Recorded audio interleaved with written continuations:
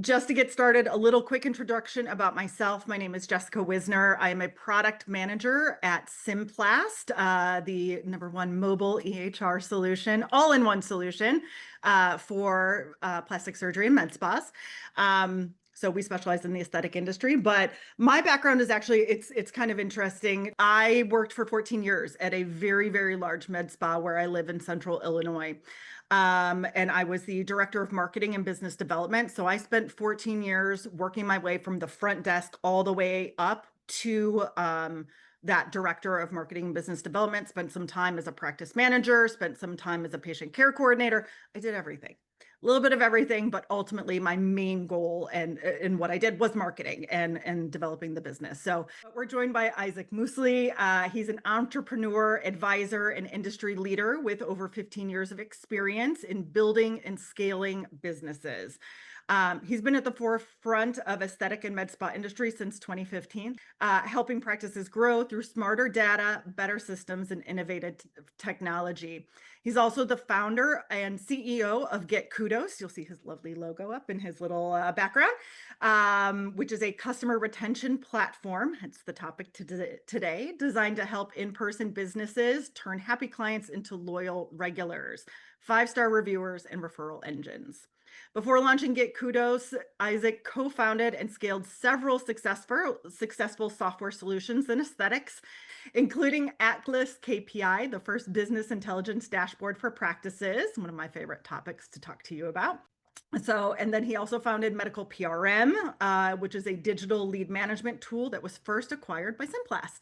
So, he then served as chief product and chief revenue officer here at Simplast for a while, and as co-CEO after that at APX Platform, which was co-founded with Terry Ross Consulting and Terry Ross and all of that.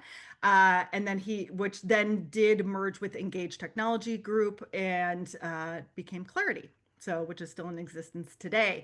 So alongside Get Kudos, Izhak is also the co-founder of the 4S Summit, my favorite conference in the entire industry, a quarterly event dedicated to mastering the business of aesthetics. And he's also the president of IMZ Consulting, where he advises companies on analytics, operations, and growth strategy. But Izhak has spent his career empowering practices to not just attract patients, but keep them for life.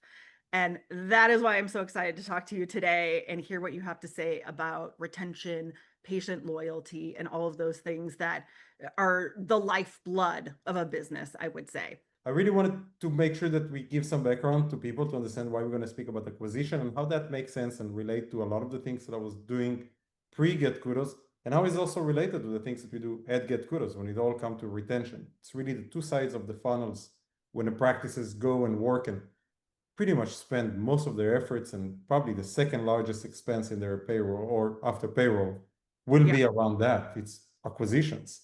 It's a big deal, and there is a lot of mistakes that can be saved. There is a lot of things that people can learn to do better. And so really that's what we're going to focus today. Try to show the two balances and how they balance each other and what is more important than others, because there is that trend where practices are obsessed with the next new patient coming through the door, totally overlook their existing established patients, and it's just missed opportunity for organic growth. They dance on TikTok, they spend money looking for the next person who's going to break the internet for them to go viral, when they already have lots of customers that they can generate from them, referrals, reviews, all of the stuff that they really need. And so that is really what I would like to cover. I prepare a couple of slides. All right, so as I kind of mentioned before, right, the topic, and as everybody that already joined know it, it's really to understand almost the differences, I say, some degree. Some practices mixing between the two, everybody in some way think that it's all part of their marketing. It has some to do with the marketing, but it's really the two ends of the funnel. One of them is, how do I get new patients walking through the door? And once they become those patients, then what do you do with them? In most aspects, and what I've seen with working with, at this point, thousands of practices, they work so hard to get the patient through the door. And once the patient walks through the door, get the service, he becomes just a number of a patient. There is no anything to lock them in. And so over the year, of course, also with the 4S, APEX, a lot of the things that we're preaching and teaching is sell them treatment plans, get them to come back more often. But how this becoming natural. And so we've seen a couple of different trends, practices offering memberships, different variation. I would love to also open up the discussion about memberships and the different type of membership. I literally just wrote down an ebook all about it because I'm having the discussion every day and see huge mistakes that practices are make. I have some opinions about it, but we can leave it for later for the discussion. But yeah, I'll make sure to come back to that at the end because I definitely want to talk memberships with you as well because it's a key component of this. It's a key component for that. It's 100% because some people think that membership is loyalty, and it's not always. You can also say packages is some sort of loyalty. It's not exactly that. It's poor. Think about loyalty. Think about its patient experiences or relationship or engagement, right? That's really where I think about when I think about retention. And so I put here some numbers. Those numbers, I want to explain them a little bit because they are real numbers. Those are the numbers that we've seen practices perform with. Again, Jessica, give a little bit about my background. All started from analyze hundreds of practices, data analytics. That's what I was doing at the beginning. That's how I learned this industry, from the data side, and then working with practices to learn it way better from the operational side. And so I put here $15,000 to $17,000 on average spend, on a monthly spend on a marketing budget, because that is the recommended budget. That is a 10% from the average earning of a med spa, which is a $2 million a year. So med spa that making $2 million a year, spending about 10% of their budget, of their income on marketing, that lays on around, I think, 16.6666 thousand a month. So that is significant amount. A lead for a med spa, qualified lead, is actually average around the $250. I put 100 to 300 because now with some AI tools and some more innovation, some more organic social media, more engagement, you can get this number a little bit down. But if you really need the volume, you need to spend the money. There is no really way around it. And really depends on the services that you promote. That's going to define how much you're going to pay because you're bidding against other practices that bidding against exactly the same keyword. So I put here a range between 100 and 300. And later we're going to use those numbers to show example because ultimately it's all about the data at the end, right? And so when you spend this amount and each lead costs you that amount, you're going to generate between 150 to 200 new patient consults, which sounds great if you have the capacity to feed some of those, right? And that's on a monthly basis. And then from those, with 90% conversions, which is normally traditional for med spa, it's normally same day injections, same day treatments. A lot of those conversions are also much faster. People already, especially if they pay deposit. If we didn't charge deposit or fee for consultation fee, forget about those numbers, right? Or any of those numbers. If we charge consultation fee. Yeah, Isaac, is it important to note too with this that this is with data of practices that do typically charge that consult fee? 100%. If they don't charge consult fee, they're never going to hit 90% conversion rate. Forget it. They're just going to get a bunch of window shopper. They're going to spend a lot of their day educating people. They're going to end up going somewhere else, potentially cheaper, because that's really what they look. They look for free. If you respect yourself, you respect your time, your patient respect the education you're going to provide to them, the analysis you're going to do for them, to what right service for them, they need to pay. I'm not saying rip them off, apply it also for the service, of course, right?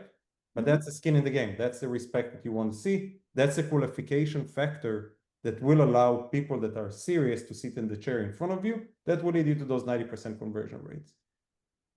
Once you have those, and you know what, and I'll stop here for a second because we talk about retention. I want to make sure people know how to calculate retention rate because there is some misconception about it's a total number of the patients that I have, which is really not. In the med spa, we're working on cycles. The average cycle is 4-month cycle. Most practices would like their patient to come every 3 months, right? For more services, different type of services. But the one numbers that we've seen, it's about 4 times. 4 times bring your patients about 3 times a year. So when you get today a patient, and I put here like a timeline, let's say that you started with 200 patients in January. Those 200 patients, you only know if you retain them or you did not retain them only in May, 4 months later. And that's really how you do the calculation. So those 200 patients, you need to see how many of them came back in patient 4 months later or as expected based on your services. I worked with some med spas that have services that expected the patient to come every 8 weeks. So their retention cycle will be 8 weeks because that's how they form their services and their packages and treatment plans, all the things around it. But most med spas operate on injectables. Injectables are between 3 to 5 months, which let's call it 4. So that's when you know, that's when you only can start analyze your retention rate. So out of those 200 patients you saw in January, how many of them came back in May? So if you only have 120 in this example, right? Then you do the subtraction of saying 120 dividing 200, it's a 60% retention rate, which means 40% of the people you've seen, you're not going to see again. In the industry average, and based on EMSPA, I believe last year numbers, industry average is 50%. That means that only 1 out of 2 patients you've seen today will come back 4 months from now, which is not a good number because you're going to burn a lot of fuel and a lot of energy. And that's really what called, and there is a name for that in the retention world. It's called the leaky bucket. It's a leaky bucket metaphor, actually. Here it says leaky bucket problem. And the leaky bucket, just think about your practice as a bucket full of water, and your patients are the water. And every time the drop is coming in, water is splashing out. And that's really considered to be the leaky bucket, right? Like you think like you have a holes at the bottom of your bucket. No matter how much water you're going to put in, and water ultimately it's the money that you spent to acquire those patients, those new patients walking through the door, you're always going to need to continue to fill up more water and spend more money, even just to stay in the same level that you're in today. And that is a big problem. And that can only be stopped when you start to handle retention. And that's why it should never be overlooked. You're that established patients. Once you win the patient, you really need to fight more than getting another 10 new patients just to keep that new patient or established patient happy and satisfied. And so and I will challenge all practices and everybody that listens to us today, go and analyze your retention rate based on the formula that I showed you. There is different ways to analyze retention rate, but you have to understand your business model. And the business model of med spas is recurring. And the recurring, you just need to realize what's your cycle. That's how you calculate your retention rate. And so if you're around the 40%, it's bad because you constantly always going to chase. You're never going to have that growth. I don't even think you can hit those 800 patients that the provider needs to have in order to be busy. 800 patients per provider gives them the 200 patients every month for the next 4 months cycle, right? I don't even think you can ever get to that with the math if you continue to lose about 60% of everybody that you see. You're just always going to burn more money than you're going to be able to grow. The second one is 60%, which is the number that I just showed, very realistic, even a little bit above the industry average, as I just told you. But even that, you're going to hit the plateau. You're going to constantly feel like spending money. You get a person, you lose the person, and you're going to try to memorize those people, and you're going to build a relationship, and you're probably going to hit those 20% patients who generate 80% of your revenue, which is what we always see around med spas. The big difference happens when you start to hit those 80%. 80%, then you start to realize the compounded growth. That's when you start to reduce the cost. Now, I got the pleasure, I'll say, to analyze so many P&Ls in my life. I've seen P&Ls, and if nobody knows here, average med spa EBITDA, which is the earning before taxes, deduction, amortization, and the rest, is 20%. It's not high. It means that for every million that you make, 200,000 left out of that, you pay the taxes, you probably kept about 160 of it, or even less. If you are hitting those 80%, you're going to start to spend a lot less money on acquisition. You're not going to need as much money because you're going to continue to hit capacity. So then at that point, you're going to have to make decisions, hire and continue to grow, or I'm already full, like we know those med spa, I'm booked 6 months in advance, 3 months in advance. It's a real thing. It's all because they have proper retention, not because they're amazing on marketing. That really almost doesn't matter because they're just retaining their pool of customers and they're only adding on top of that. So the bucket is over full at some point, not even able to see consults because they have too many patients they need to service. That's when they're going to start to hit those 30, 35, 40% EBITDA that I've seen in my own eyes. Some med spa making those numbers only happen through retention. There is no enough marketing in the world to take an EBITDA to 40% if they don't properly do retention. They're going to blow all their money on marketing. I've seen it all the time. For sure. Isaac, question, just because I feel like this is probably something a lot of people are wondering is how often should you be checking your retention rate? Like, is that something you should run weekly, monthly, quarterly? Like, what is the best time frame to look at that? analyze it and see if you're hitting those benchmarks? Listen, ultimately, people are busy. Practices are busy. Not all med spas are a big chain that they have departments of people that can do this analysis on a monthly basis. I would not even expect it, right? I would say, and it's really up to the platform. I hope they use Simplast, of course, right, that have more proper reporting that can help them to analyze those things. If they work with Get Kudos, they can also expose to those numbers and understand it better with a click of a button. So it really won't take time. But if they don't have any of those systems in place and they need to do the analysis by hand, I'll say on the very least every 6 months, the ideal, at least every quarter. Just know where you are. If your cycle is about quarterly cycles for your patients, a cycle is a good time to measure the people that were there before. So try to measure based on your cycle. It will give you the best hand on the pulse. But even if you can't do that as often, don't let more than a 6 month pass. You really want to hit it before the halfway through the year to make the changes you need to make. And if it's not the right number, if you hit those 40, then stay on top of it for sure and stop to spend so much efforts on marketing and really invest in your existing clients. If you hit over 100, 200 existing clients already, you have huge opportunity growth. And we'll get to what is those opportunity growth even mean. I just put here an algorithm guide, and I took the numbers from the top and I actually really round them up. I took the maximum budget on marketing, which again, I put 17,000. I know practice is also spending $30,000 in marketing, which is to me a little bit of insanity because they make no money on the EBITDA later. They just don't stay with profits. So let's say that I spent 70,000, which is the 10% of the 2 million that I make a year. I have a new provider. I want to get them busy. Let's say that somehow miraculously I'm paying on the lowest end of new patient acquisition, $100 for a new consult coming through the door, and my conversion is 90%.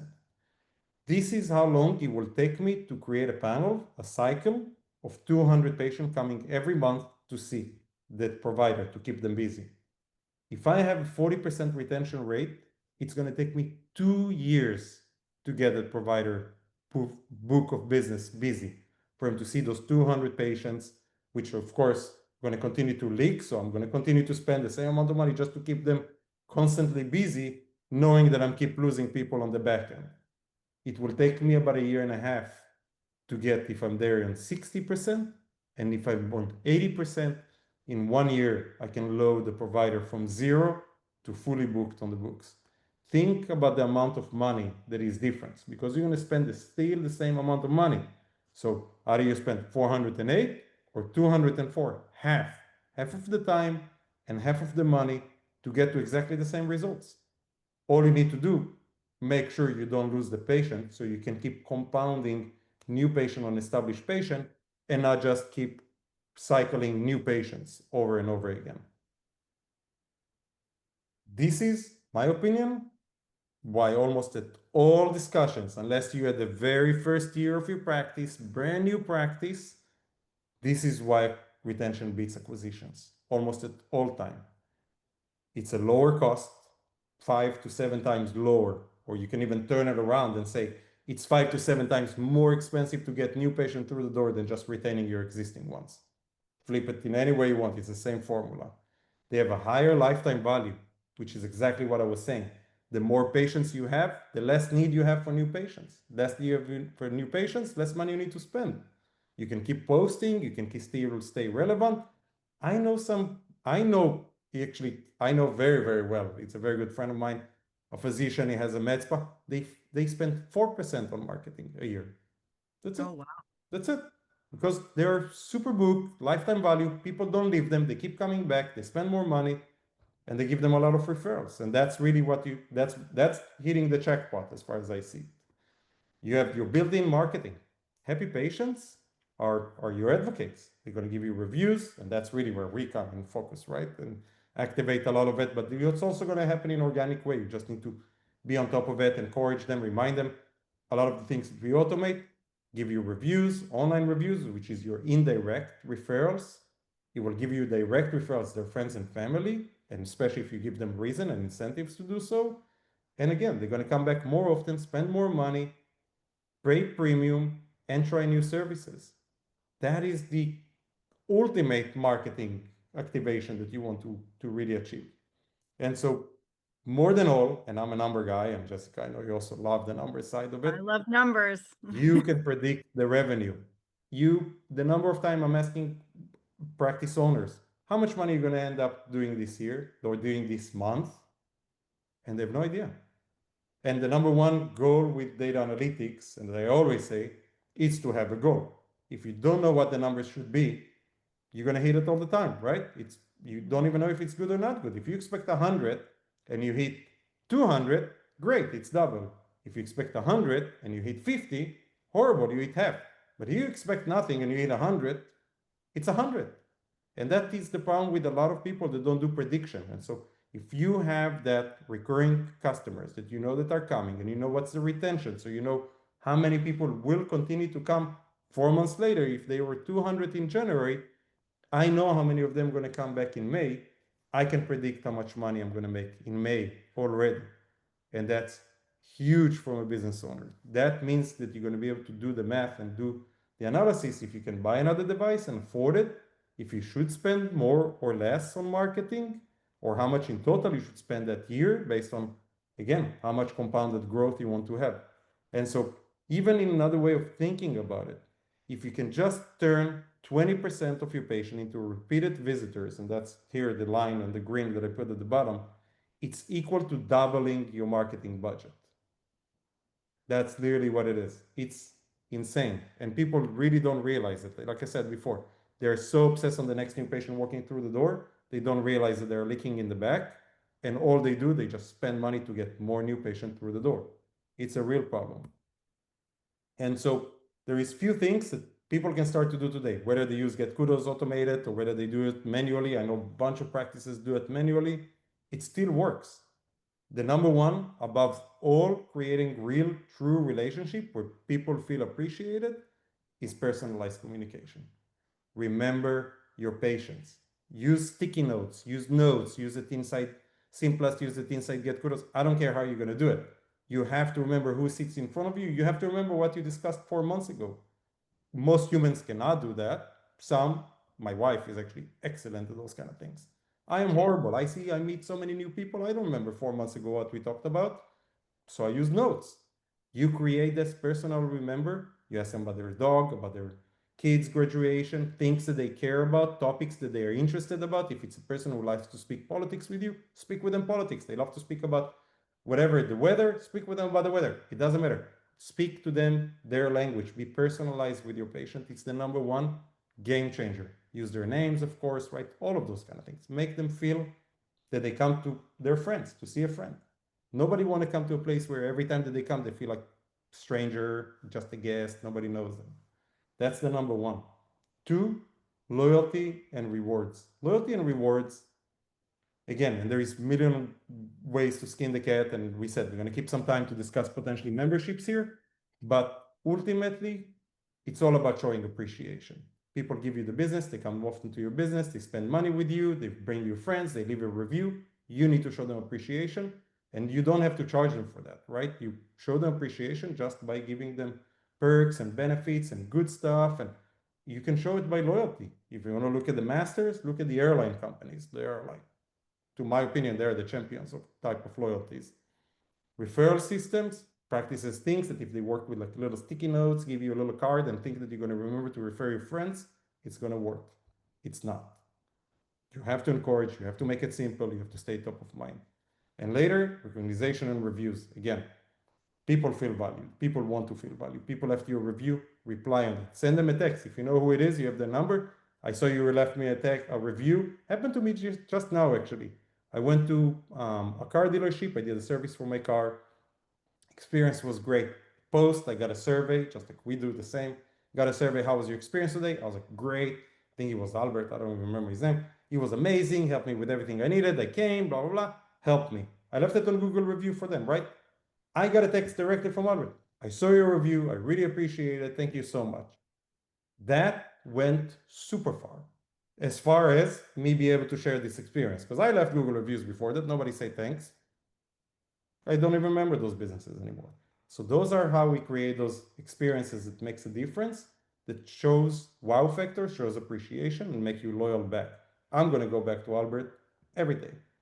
And so I'm almost going to finish with this, but I really want practices to think, who are they? And there is ways to identify it. If you're a leaky practice, you're going to see a lot of first-time visits. Your calendar is going to be booked with brand new patients all the time, and it's going to look amazing because you're going to think your marketing works, but it's potentially a problem. If there is a very low repeat booking, how many people are rebooking right there on the spot? That's really the question. And if it's not high, you have a problem. You're leaking. That's the most likely. So you're going to have constant marketing pressure, more marketing spend, keep replacing companies, keep rebuilding your website, find different tools. Like I said, dancing on TikTok, people do everything, right? And patient acquisition cost would be very high for you. On the other way around, if you are a retention focused practice and you care about your patient and you truly retain them, then sustainable growth. That's really compounded growth. And that's the magic. Magic in SaaS, magic the same way exactly works for practices. And the most beauty, and I mentioned it before, that's really the only way for you to hit those high profitability. You can continue to increase, but if you continue to increase money spending on new patients, you're not going to increase your EBITDA. So you're almost churning money just to stay busy without increasing profits. And that's not the name of the game in business. And so I don't want to take all the time. Probably took a little longer than even I expected on this deck. I just want to make the points well. I would love to take any questions, any discussion, truly between myself and Jessica. I doubt that there is a question we're not going to be able to address. She's super experienced working with million practices and herself in a practice doing this day in, day out. I have very different type of specialties that I can also chime in and really answer almost any question. So please pick our brain. I'm going to stop to share now. And yeah, actually, Isaac, I want you to keep sharing because I want you to go back, if you would, to that slide with the 4 ways to increase retention. yeah. So if you'd bring that one up, I think that's where I really want to dive deep with you because, and I think it's what, 2 slides back? Yeah, that one. Because I think that's what it comes down to. Like, yeah, it's great to say, get to this retention goal, but how do you actually do it? I mean, that's the end goal is like, what are those simple things? And if we go through each of these like individually, like real quick, I would love to do that. I think one of the things that I hear a lot from practices is that they feel bogged down in being able to do that because they're spending so much time just running their business day to day. So those types of personalized communications feel like a big lift, right? So, sitting where I am in software development, I'm always looking at automations as the solution. You have to have a good CRM. You have to have good automations that can trigger and take care of that for you. What are your thoughts on that? Because obviously we all know it can personalize, like we can put in all those little macros and stuff like that. But what are your thoughts on that? Or what are some other things you've seen that are really successful to do that without increasing the lift on the practice so that it becomes effortless? Listen, I've seen multiple ways, right? I'll say the first one is before you even walk into the door, and it's part of the booking strategy, right? To give yourself like clearly those 5 minutes before you walk into the door to the patient, read who is your patient. And I know that today, even Simplest, I believe you guys released some like AI summary of who is behind the door, Yeah. right? Or something like Yeah. that. That is amazing. I think that can be an amazing tool. But it goes all the way to the simplicity of pure sticky notes. Like it's the most common, most effective. Everybody uses it in one way or another. We have it as a feature. You guys have it as a feature. I don't Yeah. think there is one practice manager that don't have it as a feature that literally calls sticky notes or notes. Just put a couple of words that will remind you. All you need is just to pick up the conversation from where you left it, or just few things. Oh, how was the birthday? How was the trip in Brazil? How was the graduation of your kid? That's all you need to ask, and it will open up the conversation. And by the next time, you're gonna have different type of bullets. But all the patients, all your customers, all they want to hear is just that you remember them, that you care about them. It buys the world for them. That's really what it is. And think about yourself when you walk into places. I remember I did some. It's called in-brace. It's like braces from the inside, straighten my teeth. Did a lot of work with that. And so I remember telling to my wife when I started to go to that place, I'm like, I don't know how. I walked through the door. I never needed to check in. They were like, "Hey Isaac, how's it going? I'm checking you in." As I'm walking through the door, remember my name, know who I am, expected me to some degree, right? They didn't open up the door for me, they didn't greet me. in the way that I would suggest to like elective medicine to do or aesthetic practice that really wanted to take it to the next level. But from that front desk, which was beautiful without those big screens that they're hiding behind, sees me, smile, hey Isaac, how's it going? Great to see you. Already checking you in, just have a seat, 2 minutes. Literally never took them more than 2 minutes. That is the different type of experiences that made me tell my wife about it, then refer my wife, bring her over there. It just makes the difference between different practices. And I've been in different dental offices before that in my life. You walk, you stranger, oh, who you are, what's your phone number, here is some paper to fill up, sit over there. You never know who's going to come behind the door, right? You feel stranger. You don't want to go back to those places. I have zero emotional connection to there. And so Yeah. it's all about that, really make it personalized. It's to make that emotional connection to feel welcome. And if there is a special drink that they like, make a note out of it. I know that Isaac liked tea. After the first time, I never need to ask him again, even if he likes sugar or don't like sugar, right? It's a small touches, makes a world of a difference. Yeah, I think that's a really good one before we move on to the next question. And I do see your question, no, Jenny.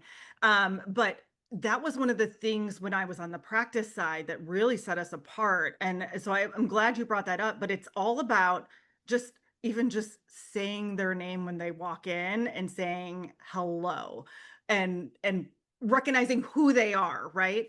And the trick is, and Isaac, I don't know if you know this, but is that you're literally at the front desk just looking at the schedule and using process of deduction. So even if you don't quite remember who they are, you can do, oh yeah, this is this, and then it'll click. And if you hire good people that can do that and remember the face as well and those little details and document the details too, it makes all of the difference. That was really, when I was on the practice side, that was part of our culture, was to always give a warm greeting and always try to remember those little things about the people that were coming into our practice. It was definitely part of what made that. I mean, we're in the aesthetic business, right? It's all about concierge care. That's what it's And about. you do that, and then you charge prime. Exactly. If you want to make those profits, you want to make those margins, you want to be the first class, treat them as a first class. You cannot do economy and charge first class. It's never going to work. That's right. That's really what it's come down to. Yeah. So the question we got, which we knew we were going to come back to, was how do you create a membership program that doesn't lose you money? And this is one of my favorite Okay, topics. I'm going to stop to share because I love this topic now. Yeah, I was gonna say, I think you and I could talk about this one forever because, and I'm just gonna, before I hand it over to you, my practice made the mistake, and I'm not gonna tell you which practice I worked at because I don't need to call them out because it's all been rectified and it's a fantastic practice. We made the mistake when we first went into the foray of memberships of we were losing our behinds. And we didn't realize it because we just went into it blind without much of a strategy. And we're like, okay, let's put this together. It sounds good. And then we started retroactively starting to crunch the numbers and we realized we were losing a lot of money. Now, it was helping with patient retention, but we were over discounting. We were over like reducing prices in order to get that loyalty and not charging enough for the membership itself. So then it made, we're like, the flip side based off of what that average retention of, okay, we know if they're coming in for Botox and fillers every, 3 months, 6 months, whatever, here's about on average what we would get. And then we realized, oh my God, we're not charging enough for this membership because we're discounting so heavily. So we revamped the whole thing and, people still bought it. It didn't matter. They were happy. They were getting their discounts. They were happy as clams. So I just opened that up to say, I've been there. So I love this question because if I see a practice I'm working with, I'm always going to be like, the memberships comes up a lot. And I'm like, all right, let's crunch some numbers together. I want to know exactly what your profitability is on this before you give that discount and charge that fee. So Isaac, and I know you and your wife are experts at this. So floor is yours. What about, how do you make a membership program that is profitable? Okay. Well, let's start from what type of membership, right? And so even before we touch, and it's not before we touch profitability, it's really the strategy of executing. Mm-hmm. And so I'll touch probably the most three common membership ones that I'm familiar with. We're going to call the one Beauty Bank, which is probably one of the more common one that I've seen, that Very it's the most problematic one. Because without super tight, proper strategy, most practices, it fires back at them at the worst times, at the worst ways too, from profit and also from retention misconception that they think that they actually are able to retain their customer that way. Two will be just status membership, which is a VIP status. You pay money, Amazon Prime, let's think Costco, right? Skin in the game. I'm buying, I'm having a perks, and that's how I do it. And third, free. Let's call it like the airlines, right? I give you business and I get reward for more business that I give you. Let's start with the first one because I think that's the more touchy or more tricky one. It sounds really, really good, but there is few pitfalls in that. I'll say the first one is we know that the people who wants to join into your membership, when you charge them upfront, you give that as a deposit, and then you also apply discount for whatever they use, right? We match 5% or whatever that, different type of things that people do, crazy stuff, to my opinion. You take money and you don't give a service. What does that mean? Liability. Most aesthetic practices operate on a cash base. What does that mean? That you recognize this money as a revenue. What that means is that you pay for that money taxes and potentially even pay commission on that, even though you never give the service. Now, legally, you're not going to be able to recognize that money as revenue. Now, if you do have in the contract, use it or lose it at the end of the year, end of the contract, no problem. I have yet to see a winner from that game because either you give back the money, let's say that the patient, you're never going to have 100% of your patient reclaiming all their money that they accumulate over the time because they move the house, change town, change work, something happened, they couldn't come, they couldn't use it, they ask the money back. Happens, it will happen. There is no question of if, it's a when and how many of them. So the more you do it, the more you're digging the hole, the more going to happen. And then you're going to have two options. You're going to say, you sign a contract, I'm not going to give you back the money, right? You're not going to lose money, thankfully, right? But you're going to lose a really good patient. That guess what they're going to do?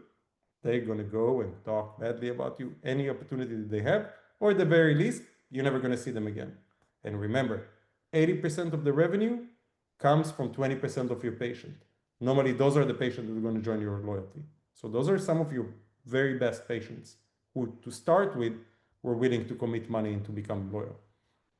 The second problem, as I mentioned, you're going to pay taxes on that, right? All of those stuff. The other way around, you say, okay, here is your money. Take your money back. At that point, you lost a lot of money and you did nothing with your loyalty. And so that is the one membership that I've seen currently happens the most common one, because there is like, oh, I see money comes in, people get so excited about it. One, you probably lose money, to your point. If you don't structure it really well, you're giving the house just to potentially give retention because you see the money in, it's getting excited, but it's not your money. And likely you actually see a lot less money of what it's even worth. Then the second one is status membership. It works from an outcome, by the way, almost all of them works exactly the same. The main two ones working better because there is skin in the game, there is some money in. So the second one, let's call it the status memberships, right? I'm purchasing a VIP. It's a package of perks. The best scenario, the best example, as I said before, Amazon Prime. I will say, and I said it in the conferences all the time, how many of you are Amazon Prime? It's pretty much 90 to 100% of the crowd always raise their hands. Everybody have Amazon Prime. Why? Free shipping, right? They don't give you back the money. You don't have limits on how much you can use out of it. You don't get special discount. Actually, the other way around, you pay Prime nowadays for most stuff on Amazon. It's no longer the cheapest one. So your shipping is kind of like already baked in a lot of those prices of those products because they cut off a lot from the providers who listed their products in. And so when you do those kind of things, you're able to earn the profit from the membership. And if you want the best use case on how to keep money from memberships, look at Costco. Costco entire business model and all the millions of dollars that they make every year in profits is purely from the membership fees. And all they do, $200 a year, give it to all your employees, just come and shop in our store. And works amazing. It works exactly the same. There is minimum skin in the game, but there is amazing experience. And if you can have the best loyalty, by the way, this or that or any other, if you don't have an amazing experience, you're not going to be able to get people to come back. They're not going to come back just because of your loyalty program.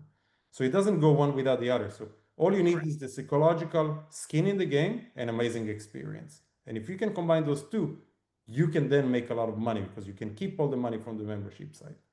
The third is the free one. It's the same one that all of us have with the airline companies. You start to collect points, you start to achieve all kind of different perks, and guess where will be your first priority to go spend your money on? Airlines, the same airline company. I fly Delta constantly. I didn't need to pay for any membership. The more I fly with them, the more I want to fly with them because the more I get rewards for that, right? Upgrade, this, that, here, there. The more status I get just by giving them business, I'm giving them money, obviously, the same as your patients do with you. They're giving you money. They're coming back. They give you a referral. Reward them for that. Show them the appreciation for that. It will build for you loyalty. You don't need to hold your patient hostages with deposits in your bank that anyway it's not your money, that potentially ticking bomb for all of you. And psychologically, you also limit your purchase ability. If I want to give you 15% off on my skincare, come every day, shop for your entire family. I'm still going to make the money. If I choose that is the right discount, to your point, it's profitable for me. Why would I tell you you only have $150 deposit and I'm going to give you 5% on top of that? Makes almost no sense. Almost no sense. It's in order to get me to come and to spend more money on different things, but then it starts to become tricky. It's not clean. So I'll say simple status memberships is way more appropriate way for the business model to operate in order to retain the money and still gain identical, if not even better, retention. They're not going to be fired back. Nobody is getting upset at any point. They can use it and abuse it as far as you're concerned. Everybody wins at all time. And so that is my opinion. I actually wrote an ebook about it. I'm happy to share it if anybody wants to reach out later. I'm going to share it. It's not long. It's very nice, very practical to the point on how the financial number works and the psychology aspect of that. Yeah, I think it's important too, when you're running that membership program to look at your cost of goods sold with the discounts that you're offering. So whatever you're doing as far as like that monthly fee, you also have to look at the cost of goods sold and make sure that you're not over discounting. I know that was something that we were guilty of, and that was what we rectified with our revamped program. So yes, you have that fee that you charge, whether it be monthly, annually, whatever it might be, or if your points, that's very simplistic, but then you got to track the points and whatever. I personally, and someone can fight me on this, I like the monthly fee, and then it just gets you the discounts. I think that's so simple, it's easy to run, and then it is a fee for membership, and you get to keep all that money. And you give them a priority parking on your Yeah. parking spot right in front, and you give them a coffee, and you can get some very cheap one of those devices that have zero consumables, that only VIP members get it before they get the injectables. You just create this VIP member amazing, and everybody going to join it, and it's pure profits for all of you. Well, and I think that brings up another good way of just building retention and loyalty is the little touches of spoil your people that are spending the most money with you. They don't even have to be members. They're most likely members if they're spending the most money with you. Like, run that report, and annually, we used to do this at my practice. Every year, either at the holidays or at Valentine's Day. I think we ended up with Valentine's Day as the one we stuck with long term. But we would, every Valentine's Day, send out like little coupons that was like $25 for you, $25 for a friend, or $50 for you, $50 for a friend. I can't remember what we did. It was a while ago. But people loved those. It took us little to no effort. It took us little to no marketing budget. It was just, and we hand addressed them. So everyone took some time to hand address them. So it was even more personalized, and they would open it. And then people, they loved it. They came in, they redeemed it left and right, and it just made them feel warm and fuzzy. And then they'd give it to a friend, and we get that free referral with almost no marketing budget. So what did I hear the other day? I heard something really cool. I heard a practice that when a patient comes to pick up their friends after a procedure, primarily for the plastic surgery, I love that. They're giving to the friends, the caretaker, they're giving them a free service at the med spa. And it's like, obviously it's a free referral, right? For everybody. Yeah. Everybody wins. Everybody wins. And I was like, this is brilliant. Like, this is so smart. Yeah. And so, yeah, so obviously, right, I don't trying to sell you guys, all of you, Get Kudos, do it anywhere you guys want to do it. I would suggest, obviously, we do it simple. This is the shortcut for you to do it, but you can do it manually. You can do it in Excel. Do it. It's the magic that changed the game. It's really what's going to unlock you from keeping running on the treadmill and get nowhere to exploitation growth. Yeah. That's a game changer. Yeah. Well, and I think, if we were to add some additional like ways to educate yourself, there's the Ritz-Carlton book. And I can't remember what it's called off the top of my head. Hopefully you can. There's the Starbucks one. There's a whole bunch of like really good books about how you can just build loyalty and build that concierge experience that people are going to come back for time and time again because of the little things. And part of it is empowering your employees to make those decisions for patients when it's I was about to say yeah. it's And that that it's code, it cultural. goes so tight with the culture of the practice. Yes. The practice culture needs to be behind this thing. If Yeah. not, it's gonna be fake. It's not gonna work. Yeah. And if It's you got really someone hard. that's working at your office that doesn't warmly greet your patients when they come in, I'm sorry, I would just say like you have to have a good conversation with them or move on and find someone to replace them because there's nothing, it grinds my gears more than anything. Having worked in this industry for so long, when I go to any sort of medical office and they don't greet me warmly or they don't even look up from their desk, they like even if they're on the phone and they're on with someone, they should at least like, smile, wave, whatever. And it can seem chintzy, but it makes a difference. It That's really it. does. It makes a big difference. 100%. So now I know Ronnie's been posting in here trying to get someone brave to raise their hand and do a live question. Does anyone want to come on? Raise your hand. Ronnie will let you ask your question live. We only have about 8 minutes left unless, y'all want to stay and hang out with us forever tonight. Got another question. Yes. Any recommendations for retaining patients if you are joining a group practice or a senior partner that has an established practice? This is a really good question. I think it's not so much different than just launching a membership for a brand new practice or established practice. I think it's never too late and there is really no stage. So if there is nothing in place, I'm actually going to share a story here. Do it. Because it's one of the things that got me frustrated also when I just launched Get Kudos. So we moved the house not long ago, right? And I have two little girls. If you guys didn't hear it at the very beginning, I also know how to sing a lot of Elsa songs. And so my daughter, obviously, like most kids, she loves ice cream. We go to ice cream fairly often. I can say that, and it's probably bad parenting, but we go probably way more than we should. And we go, and I spend good money every time she buy the ice cream. It's a little bucket. You fill it up with whatever flavors, right? Put some M&Ms on it, and constantly there, week after week, right, all the time. And then at some point, I'm like, okay, we're ready with Get Kudos. I want to get this chain of ice creams that I'm keep coming back here all the time. They want their business to keep coming back all the time. Let's see if they can be a good fit for Get Kudos. So I'm going in and I'm asking, do you guys have any like loyalty membership, anything like that? And the guy's like, oh yeah, we do. They In didn't tell some you way, about it? I got kind of upset. That's what it is. I got upset because I was like, I would too. wait, so all this money that I invested in, and nobody here told me that you guys even have it, and I could have accumulate some points and get some free ice cream. I don't even know how those points actually works. It's so complicated, their membership. I did join obviously right there and then, and I started to take advantage of it. Didn't stop to go to this ice cream because it's also the only one that my daughter like and it's in the area. But it was semi-negative interaction at that point.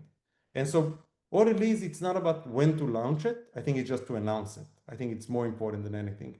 A lot of practices offer, even like I said, referral program, or they offer all kind of, but they just don't let anybody knows about it. And then once people do those good faith or just give you business or whatever it is, positive activity, let's call it, and you didn't recognize it and let them know and be proactive about rewarding them or appreciate them, that can turn also into level of negativity. So it's not about recommendation, I'll say. It's just about do it and just then make it out loud and start with your existing patient. Recognize who are your best patients. So actually part of our strategy when we go live with customers, with practices, some of what we tell them is go to your Google review, look at those patients that you do recognize and reach out to them personally first to let them know that you launch a reward program.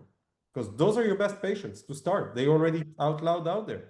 Start with them. Then you start to enroll the people that come in constantly. Then you identify your highest spenders, those 20% that generate 80% of your revenue. Focus on them. Give them special invitation to join your loyalty programs.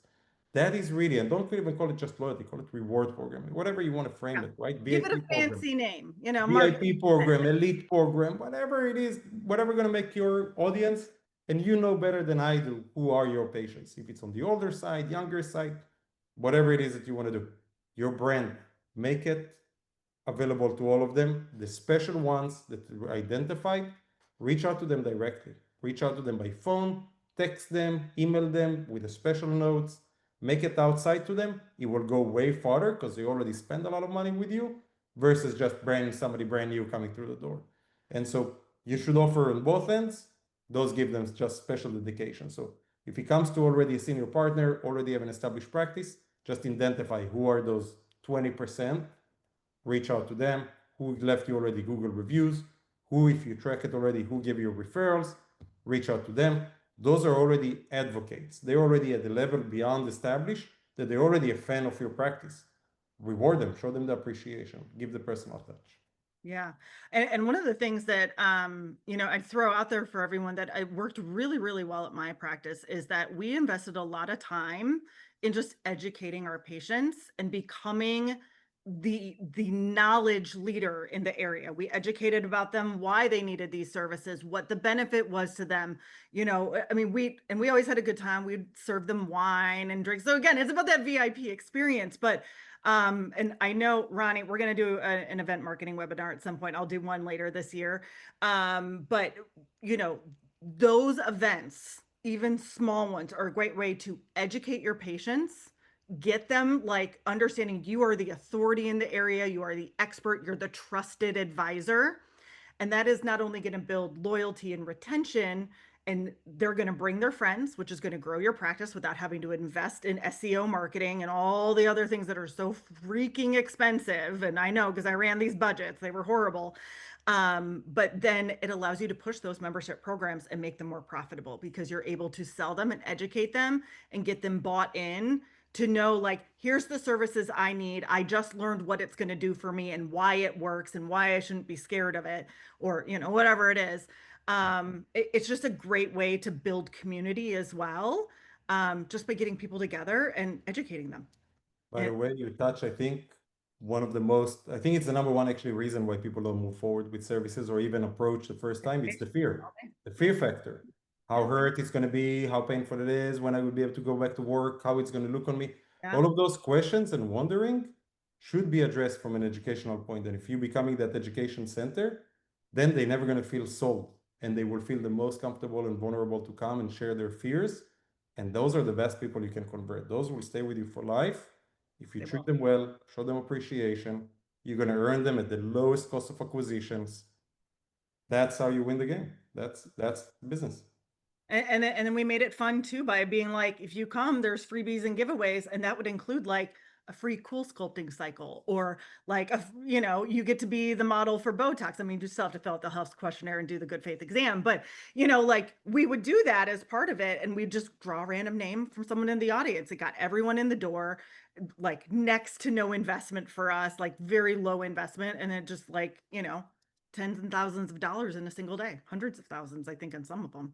But Yeah, we released a couple of features that also really help with like office events and how to reward them, encourage them to spend right there and then. I've seen some events where people spend some money, a lot of efforts, leaving employees after hours, doing all this production, even then getting some good traction of people coming through the door and they don't buy anything. They yeah, just shop around, looking what services, wanted to hear. And that's a really loss of opportunity. I think that, again, we are in business. If you're in business, you're here to make money. Even if you're a nonprofit organization, you still want to make money. It's yeah, just the way business works, right? And so there is no shy to say that you have to make an ROI. You put the investment in putting an event together, you need to make an ROI on this investment, on this event, which not waiting months and months for somebody to say, oh yeah, I was in your event, I want to become a customer. That is not an ROI. And yeah. so loyalty and memberships, those kind of things really can help with that as well. Just incentivize them, make sure you encourage them on the spot, on the right timing. Mm-hmm. And always make sure that your membership discounts, your VIPs are getting the better discounts than anything they could get at an event, which will also build loyalty without having to like get them to be like that sales buyer where they're only going to come in when the coupon's good enough, or the discount's good enough. No, your VIP should have the best discounts hands down, and that will make them loyal to you because they know they don't have to wait around for a sale. They're just going to come in when they need, and they know they're going to get the best price. 100%. Yeah. So, well, we're at time. I mean, Isaac, I know you and I could talk for days, and we do Stay when here for we get days, together. literally. But I think, definitely we'll do another webinar on analytics at some point, because you are definitely a pro on that as well. And like I said, we'll do another webinar later this year. I'll do one on event marketing. We do have another one in 2 weeks that I am doing actually on KPIs. Oh, someone has a question. Live raised hand. Sorry, I didn't see the notification. Oh, I see it now. I see it now. You can use the card. Hi. Yes. So sorry. Thank you guys so much. And I know I'm waiting No, just to the great. end. All right. So I'm part of a plastic surgery practice, and one of the big things is, especially for like my very loyal patients, is sometimes having flash sales. I used to be able to do it with Podium, but I kind of got rid of them. And I've been wondering if Simplast is able to do that, where be able to say, "Hey, thank you so much for being a loyal customer. For the next 48 hours, we've given you this credit you'd be able to use on either our MedSpa services or something else." And provide them with a link via text message so that they would be able to buy right then. Absolutely. Um, Yeah, Isaac, our I CRM love your team. opinion on that. And then, yeah, I haven't seen Simplast be able to do that yet. So I'm trying to see if that's possible. Yeah, so that's definitely something through the CRM that you could do. Simplest CRM can definitely support that type of thing, and that's something I'd put you with the CRM strategist. So same thing. I mean, it's the same concept as Podium. Simplest CRM is literally, the same thing. So yeah, you could do that, and you can create segments. I mean, that's one of the beautiful things about Simplast CRM is, unlike other platforms, it is fully integrated with Simplast, and they're constantly talking to each other. So you get, anytime someone comes in for an appointment, it auto tags them when they complete an appointment, when they complete a purchase. It is going to keep those tags and segments live for you continuously. It's just a quick configuration that we do, and then you'll be able to target them at any time, and you can segment to your heart's delight and target those people that have the biggest spending, as well as ones that are coming in for specific services if you want them to get to reschedule or rebook, or those types of things. So yeah, definitely that's a CRM thing. And I think Get Kudos does do a couple of those things as well. Yeah, we have like the automatic reminders if patients were not there for X amount of times, if they have already an incentive that is about to expire, we're reminding them as well. And we also can do the push. We don't do it as a blast. We do it more in the individuals because we want to identify the very specific ones that you want to bring over. And then you Yep. can activate for them as what we call special incentive, which can be incentive literally for everything. So some people use the special incentive for patients that show them that they post before and after, or leave them a Google review, for example, or all the way to have an office event and want to make sure that more people show up or more people spend money, or even for something like that, like a flash sale. You were not here, Flash come sales are back great.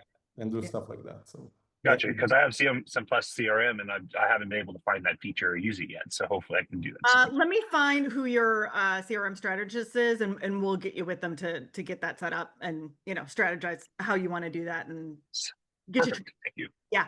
So, and then you had also asked about the patient summary. That AI patient summary that's part of the AI module. So as long as it's turned on for your cloud, and I'll follow up on that as well for you, you should be able to see that and run that. And then it literally scans the entirety of the patient file and will summarize everything for you. So, and we're Awesome. actually, we're brewing up a couple of other AI features where you can just ask questions of the patient file. So that is coming soon. Isaac, I haven't shown that to you yet, but No, I want to see that. currently in That's early great. development, and it is amazing how it works. So I think actually Dr. Williams of Tri Valley Plastic Surgery is doing a speech demoing that at Plastic Surgery the Meeting next month. So yeah, should be good. So thanks for coming on. I so appreciate it. We Thank you all are. for your time. Yes, no, thank you. This has been so fun. I know this is the first of many where Isaac and I are going to just talk shop. I mean, we may just come on sometime and just be like, floor is yours. Tell us what you want to know. And we will talk your ears off for days. So, but I can't thank you guys enough for being here, especially late on a Wednesday night. Really great crowd. Ronnie will be emailing this to you. As soon as it's ready. Obviously we got to process it a little bit, but you'll get the link back to the recording so that you can do that. And then if you have follow-ups, we'll make sure that you also get contact information for both Simplast and Get Kudos. So if you want to get in touch with Isaac or myself or anyone on our teams, we are happy to speak with you guys directly as well for any follow-up questions that you might have. So Again, thank you thank so you so much, much. everyone, Really for appreciate the opportunity also to share and yeah. talk. Yeah, it's a great platform, and I love this topic, and I love what you've built, and you know, really love how, you know, we've continued to stay connected even after you left Simplast and went on to your next adventure. Serial entrepreneur, but absolutely love hanging out with you, Isaac. Thank you so much for all of your knowledge that you share all the time. And then I'm just going to give another shameless plug while we're here for 4S in Fort Lauderdale in December. Absolutely the best business building conference in the industry. And I will shout it from the rooftops every time. So Thank you so much. yeah. Appreciate All everybody. right. Appreciate Thanks, you. everyone. Have a Thank you. great night. Thanks for being here.